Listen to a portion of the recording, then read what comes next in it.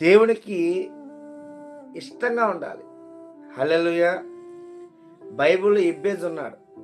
పరిశుద్ధ గ్రంథం ఎబ్బేజు కనపడతాడు మనకి. ఎబ్బేజుని అందరూ కూడా వేదన పుత్రుడా, వేదన పుత్రుడా, వేదన పుత్రుడని మాట్లాడుతుంటే ఎబ్బేజు కొన్నాళ్ళు చూసాడు. ఇదేంటి వీళ్ళందరూ నన్ను వేదన పుత్రుడా, వేదన పుత్రుడా అని చెప్పి ఇలా మాట్లాడుతున్నారు.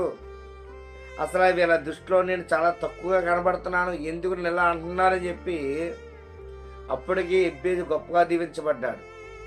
అప్పటికి ఎబ్బేజుకి తన జీవిత విధానం తెలుసు. అయితే వీళ్ళందరూ మాట్లాడే మాటలకి ఎబ్బేజు ఎక్కడికి వచ్చాడంటే, బిడ్డారా, దేవుడి సన్నిధికి వచ్చాడు.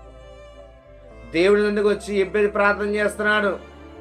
సైన్యములకు అధిపతి యెహోవా, నా ప్రార్థన ఆలకించేవాడా, అయ్యా నన్ను అందరూ ఎబ్బేజు అనే మాటను బట్టి అయ్యా నన్ను వేదన పుత్రుడా, వేదన పుత్రుడా కాకేస్తూ ఉన్నారయ్యా.